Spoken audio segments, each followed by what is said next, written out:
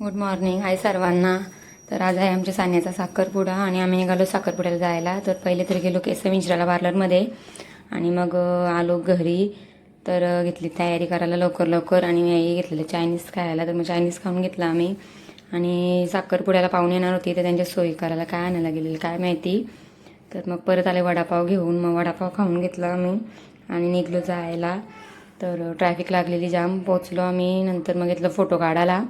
तर फोटो काढून झालं आणि ब्राह्मण झाला नव्हता. ब्राह्मण यायला जाम टाईम झाला.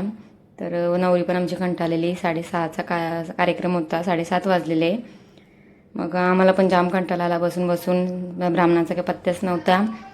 मग नंतर आला ब्राह्मण. त्याने काही दुसरा पाठवला वाटतं. तेव्हा तो कार्यक्रम चालू झाला.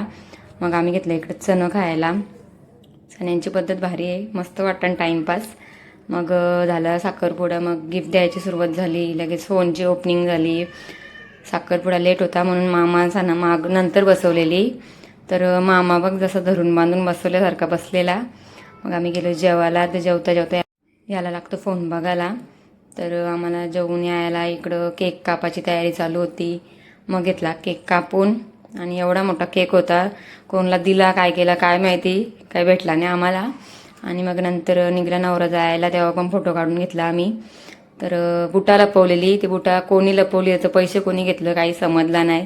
मग निघला नवरा जायला. तेव्हा उचलून घेतली नवरीला. तेव्हा व्हिडिओ काढून घेतल्या. मग नंतर झाली रील्स काढायची.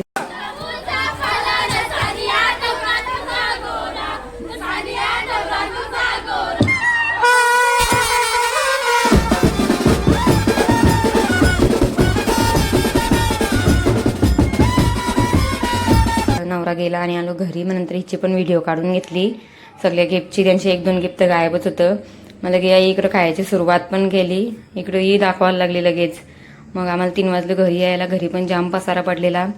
So thanks for watching. Bye bye.